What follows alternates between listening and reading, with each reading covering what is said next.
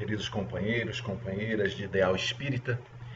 Mais uma vez aqui estamos reunidos no canal do Centro Espírita Irmão Clarencio para fazer aquela conversa, que não podemos comparecer à Casa Espírita por causa da pandemia que assola o nosso mundo.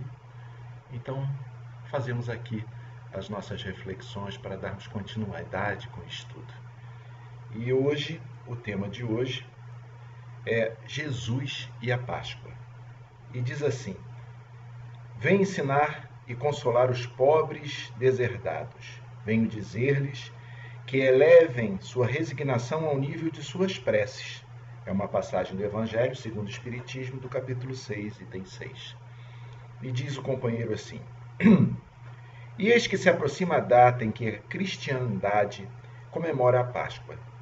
Para alguns, a passagem para nós cristãos, a chegada do Cristo em nossos corações, sim, realmente Jesus chega ao coração do homem a partir do momento em que a dor, o sacrifício, a renúncia e a capacidade de viver os sofrimentos do mundo tornam-se maiores do que os próprios sofrimentos. Jesus e o Pai e Jesus. Se é verdade que alguns acham que Jesus sofreu e temeu a morte nas suas palavras conhecidas acerca do fato do Pai, possivelmente tê-lo abandonado, nem menos verdadeiro é que Jesus entrega-se ao Pai quando diz a ele que entregava sua alma a ele.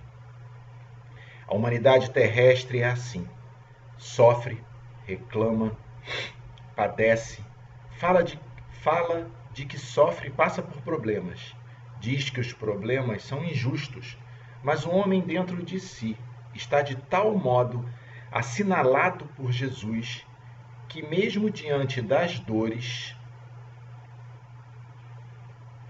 diante dos problemas, dos sofrimentos, volta-se para Deus em preces, como que a rogar-lhe amparo e proteção, ao mesmo tempo em que diz a Deus que está sofrendo.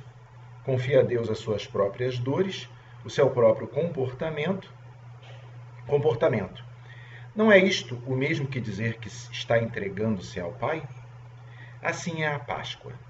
Para muitos é um episódio de dor e sofrimento, e a humanidade como um todo parece ressaltar esses aspectos dolorosos da vida de Jesus. Mas e nós? Como será que vemos a Páscoa? Como uma oportunidade de congraçamento? Como um momento em que apelamos para determinados tipos de festejo? Ou será que estamos passando para o período de olhar a passagem, a entrada de Jesus em Jerusalém, sua morte, sua ressurreição, e nós mesmos dizermos assim: ah, Deus, continuo crendo, continuo aceitando a tua verdade, continuo sendo cristão. Meus irmãos, nos dias de hoje em que a humanidade toda sofre como um todo, em que, parecendo-nos que os valores materialistas prevalecem sobre os valores espirituais, somente a crença em Jesus, a grande força moral que existe sobre a terra, é capaz de nos fazer dizer assim: Deus, o Pai, Jesus, o Mestre, e nós, os discípulos, os aprendizes, aqueles que estão lutando para, na medida do possível, mantermos-nos dentro das faixas do amor. Nesses dias, meus irmãos, pensemos em Jesus, como repetindo-me a grande força da humanidade que deve ser para nós, como grande instrutor e amigo de todas as horas.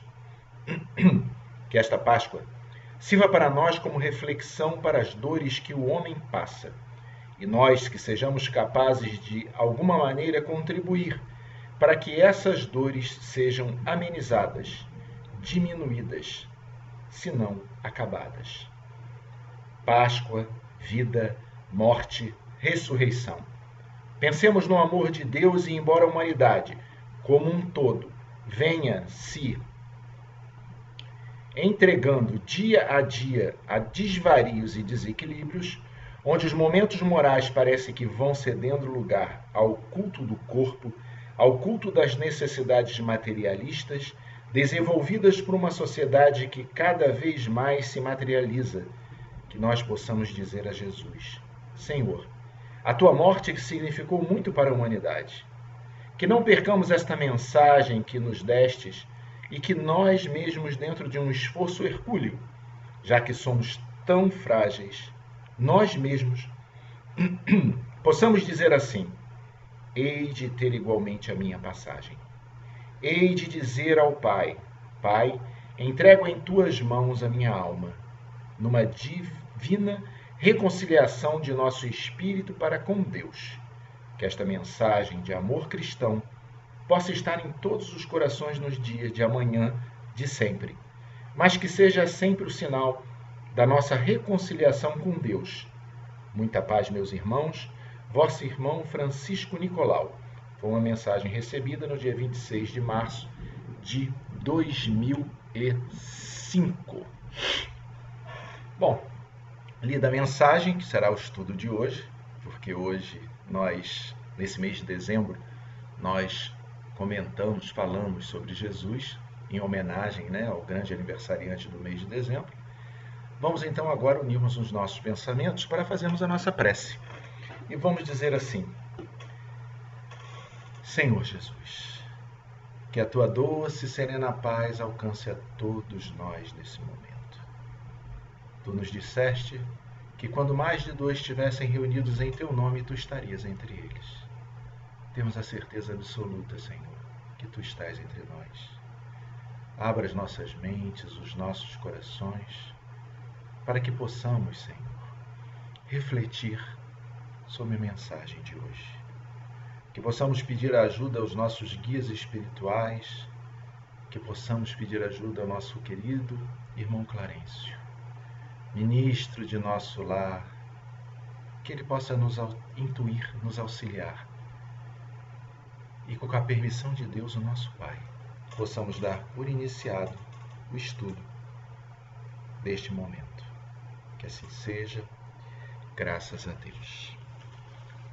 Bom, meus irmãos, vamos falar sobre a Páscoa. Eu fiquei tão perplexo com o tema que eu liguei para a companheira que tinha me solicitado, esse bate-papo, e perguntei: é esse o tema mesmo? Páscoa? Nós estamos no Natal, estamos em dezembro, Páscoa é lá no começo do ano, 40 dias depois da primeira lua nova, e não sei se é lua nova ou lua cheia, depois vou verificar isso, mas, ou seja, um tema tão estranho. Ela confirmou e nós estamos aqui, pedimos ao nosso guia espiritual que nos auxiliasse, e estamos aqui para falar sobre o tema. E o interessante é que eu, fazendo uma pesquisa sobre a Páscoa, eu descobri que a Páscoa é uma festa dos pastores nômades pela chegada da primavera. Então, todos os nômades, há muitos e muitos anos atrás, eles se reuniam para festejar a chegada da primavera. Os invernos eram rigorosos e, quando chegava a primavera, eles festejavam a chegada da primavera, da colheita. E aí eu achei interessante, porque o que significa a Páscoa para os católicos? E a Páscoa para os católicos eu também procurei e descobri que ela ocorria no terceiro dia após a crucificação de Jesus. Mas, na verdade, eu queria, antes disso tudo, buscar o que era a Páscoa na época de Jesus. Como os judeus encaravam a Páscoa. E o interessante é que eu descobri uma coisa muito interessante, que a Páscoa judaica tem o significado de passagem. Ela comemora a liberdade dos hebreus do Egito. É aquela história que nós sempre ouvimos, ela está em Êxodos, na Bíblia, no Velho Testamento, e ela mostra, que Moisés tira o povo hebreu do Egito. E para tirar o povo hebreu do Egito, ele faz uma das últimas pragas, vamos botar entre aspas essas pragas que ele faz. A última das pragas é a morte dos primogênitos. E os primogênitos todos do Egito iriam morrer. E para evitar essa morte, o que eles teriam que fazer? eles sacrificariam um cordeiro e ungiriam, né, pintariam, pegariam o sangue do cordeiro e botariam na porta, indicando a morte, ao anjo da morte, que ali ele não adentrasse. A Páscoa, ela teve a origem, essa origem judaica, exatamente para isso. Era a liberdade que eles alcançariam através do sacrifício desse pequeno cordeiro. E o interessante é que fica a questão que naquela época os hebreus, todos eles saíram, né? Eles foram aprisionados do Egito, e aí com a morte dos primogênitos eles saem do Egito. E o interessante é que eu sempre tive uma dúvida muito grande entre a diferença entre os hebreus e os judeus, e eu não sabia. E hoje, né, fazendo esse estudo, eu descobri uma coisa muito interessante. Descobri que no século 935 a.C., com a morte do rei Salomão, as 12 tribos de Israel se dividiram. 10 tribos, ou seja, os hebreus se dividiram. 10 tribos se dividiram e formaram o reino de Israel, e 2 tribos formaram o reino de Judá. E aí o reino de Judá, aqueles que das 2 tribos eram designados os judeus. O interessante é que, a partir daí, buscando no tema de hoje sobre a Páscoa, voltamos àquela primeira colocação que eu fiz sobre o catolicismo, que seria a ressurreição ao 3º dia da crucificação de Jesus. E aí podemos dizer que Páscoa é o nascimento. Podemos dizer que a Páscoa é o renascimento de Jesus. Os nossos companheiros de outras religiões, a católica, acreditam que a ressurreição de Jesus é que se comemora a Páscoa. E é interessante que o próprio Paulo, em Coríntios 5, versículo 7, defende que Jesus é a Páscoa. Então o tema de hoje tem tudo a ver com esse renascimento do Cristo. É claro que nós espíritas sabemos que, na verdade, o Jesus se materializou para os seus discípulos depois de morto, depois da morte. E aí não podemos de lembrar a passagem belíssima de João 20, 13, onde Jesus crucificado, guardado através de José de Arimateia e de Nicodemos, que pega os olhos para untar o corpo do Cristo, e ele é colocado no sepulcro e fechada a porta do sepulcro. E depois relembramos Maria de Madalena, chegando ao local, porque os discípulos lá tinham ido e não encontraram o corpo do Mestre. E ela, muito entristecida com aquela situação, não sabe o que fazer, se prostra e chora. E naquele instante, ela vê aquele companheiro que pensa ela ser apenas um jardineiro. E ela o vê de relance e diz: Senhor, onde está o meu mestre? Diga-me onde ele está, e eu lá irei buscá-lo.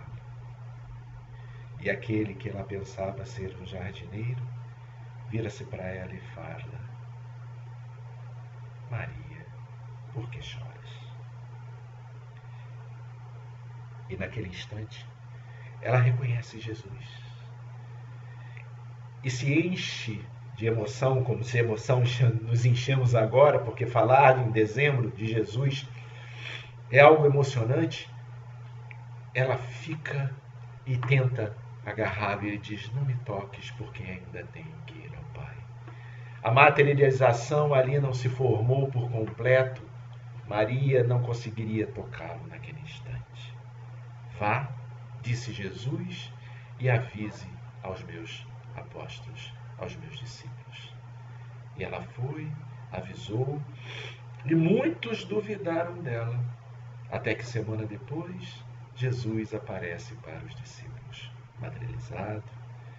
E naquele encontro com os discípulos, diz-nos o Novo Testamento, diz-nos o Evangelho de João, que um dos que não estavam presentes era o nosso querido Tomé. E Tomé duvida quando, ao regressar, dizem que o Mestre voltou. E aí temos aquela história famosa que ele só acreditaria se tocasse nas chagas do Cristo. E eis que logo em seguida Jesus surge novamente e o faz não se arrepender, mas o faz encontrar, na verdade, o Cristo dentro dele. Porque vocês podem ficar perguntando por que tantos companheiros chegam aqui à frente das câmeras, agora das câmeras ou nas palestras, para falar da doutrina espírita. Esses companheiros chegam porque a doutrina espírita auxiliou a eles a encontrar Jesus. Cada um de nós passa o Evangelho. Por quê? Porque o Evangelho de Jesus, a doutrina espírita explicada pelo nosso querido mestre Kardec, faz com que entendamos e prossigamos e que faz com que nós sejamos bons. Faz com que nós sigamos o exemplo de Jesus. É por isso que cada um de nós comparece para mostrar a cada companheiro que agora assiste a importância da doutrina nas nossas vidas. A doutrina espírita salvou a minha vida. Como salvou a vida de cada um, porque nos mostrou como devemos seguir a Jesus. Se tu que estás vendo agora este vídeo já compreende Jesus e segue-o, já é bom. Faz o que o Mestre nos fala para conseguirmos o reino dos céus. A doutrina espírita não é importante para você, porque você já segue o Cristo. Porém, eu, aqui preciso da doutrina espírita para me relembrar que somos espíritos imortais, que precisamos doutrinar ainda esse homem e essa mulher velha que existe dentro de nós para seguir o Cristo. A mensagem de hoje é muito clara. Devemos nos afastar desse materialismo que nos esmaga, que nos faz mudar, que nos faz ficar longe do Cristo. Jesus nos disse que o Filho do Homem não tinha onde colocar a cabeça. E por muitas vezes o que fazemos para conquistarmos as coisas materiais. Chegamos ao ponto de termos agora uma pandemia matando tantas pessoas e as pessoas não conseguem se manter consigo mesmas. Temos que nos esforçar muito. Temos a internet que nos ajuda a nos encontrarmos virtualmente, mas mesmo assim, muitos companheiros continuam a fazer aglomerações, a se encontrarem. É a necessidade do contato, e esse contato atualmente está matando. Quando vier a vacina, daqui a alguns meses, anos, quando chegar, aí sim poderemos voltar ou não. Porque cada um de nós tem que fazer a reflexão. O que está acontecendo conosco? O que está acontecendo com o mundo e o porquê? A doença se faz necessária para alertar a cada um de nós, para nos alertar o que devemos mudar. Somos espíritas para seguirmos o Mestre Jesus. Diz-nos Allan Kardec, no livro Obras Póstumas, que a vida futura deveria ser cuidadosamente estudada e os espíritas deveriam refletir muito profundamente para entendermos o nosso presente estágio, facilitar nossa caminhada evolutiva, a crença da espiritualidade. O homem não se preocupa com sua alma, senão de um ponto de vista místico. Kardec escreve isso em 1854, 1860, e até hoje ainda não encaramos a morte. Não encaramos o reino dos céus como nos disse Jesus e não confiamos. Buscamos as coisas materiais e não seguimos o Cristo. E o Cristo foi tão enfático ao dizer que jamais se afastaria de nós.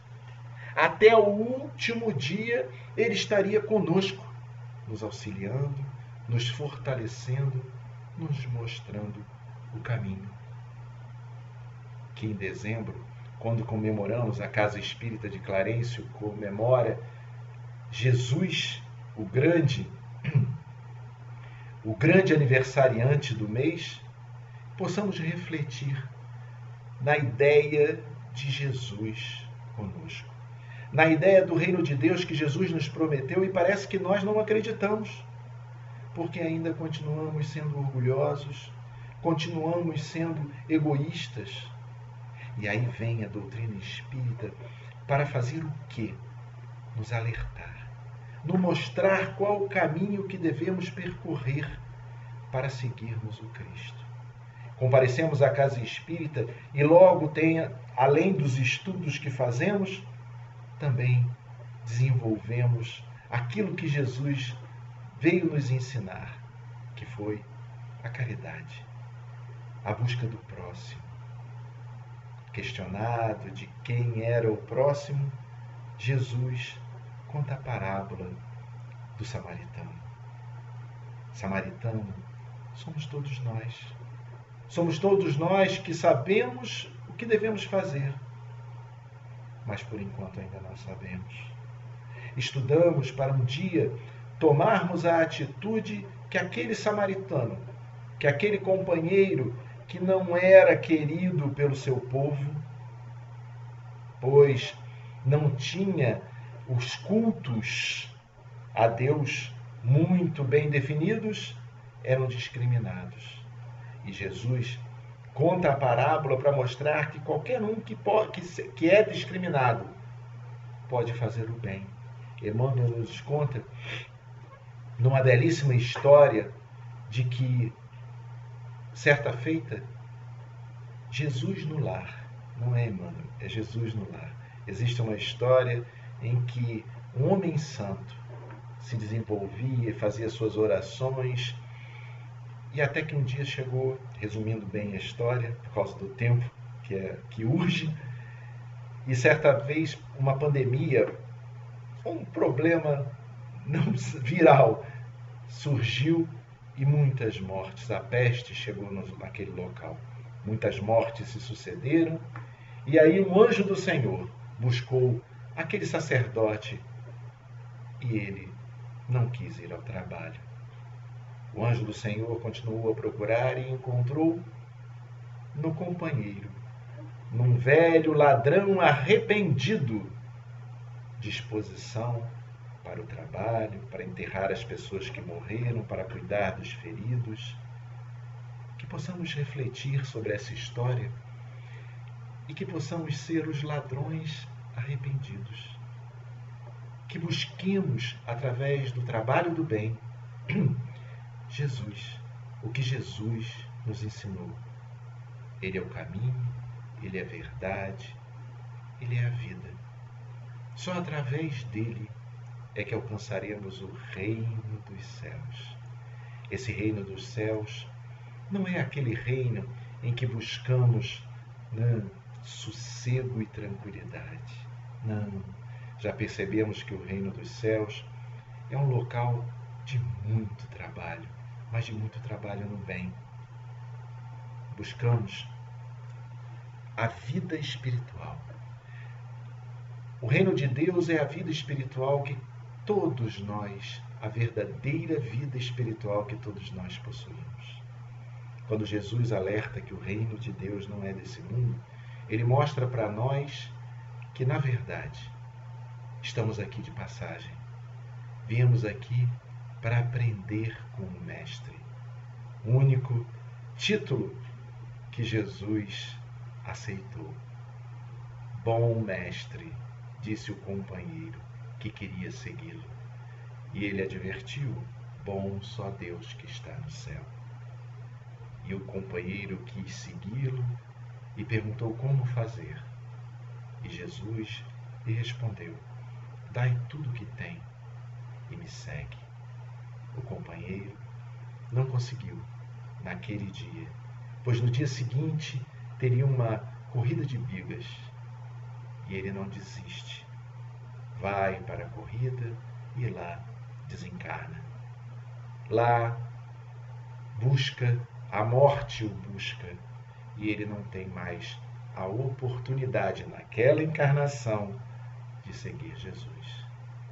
Que possamos refletir que seguir Jesus não é fácil. Porque para seguirmos Jesus temos que vencer a nós mesmos. Vencer o nosso comodismo, vencer a busca pelo materialismo que tanto ansiamos. Temos que buscar o próximo. É fazendo isso que encontraremos o Mestre Jesus e estaremos, consequentemente, adentrando ao reino de Deus.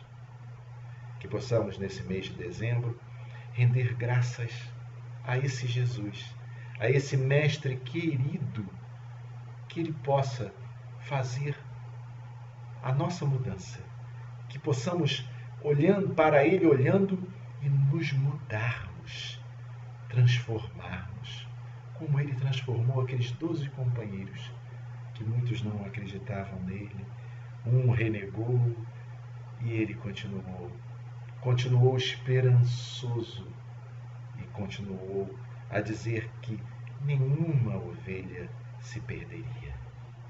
Na certeza de que somos ovelhas rebeldes e que não estaremos perdidos, pois Jesus é o nosso pastor e com ele nós conseguiremos tudo, pois ele nos advertiu que poderíamos fazer muito mais do que ele fazia, do que ele fez. Que possamos ter essa convicção de nos mudarmos para melhor, sempre. Chegamos ao término e vamos então fazer a nossa prece. Que possamos unir os nossos pensamentos, que possamos, nesse instante, elevarmos a Jesus um pedido especial por todos aqueles que sofrem, que se encontram em dificuldade através da pandemia que arrasa a esse mundo inteiro. Que possam compreender, Senhor Jesus, as Tuas palavras, que possam compreender que o reino dos céus os espera e para isso precisamos seguir os Teus exemplos. Ampara e sustenta não só aqueles que desencarnaram com essa pandemia, mas também aqueles que ficaram, que perderam seus entes queridos, que sofrem. Porém, que tenham a certeza que Jesus nos disse: bem-aventurados os aflitos, que possamos compreender e seguirmos sempre a Ti, Jesus. Ampara todos e que a Tua luz ilumine-nos os caminhos a Te seguir, Senhor.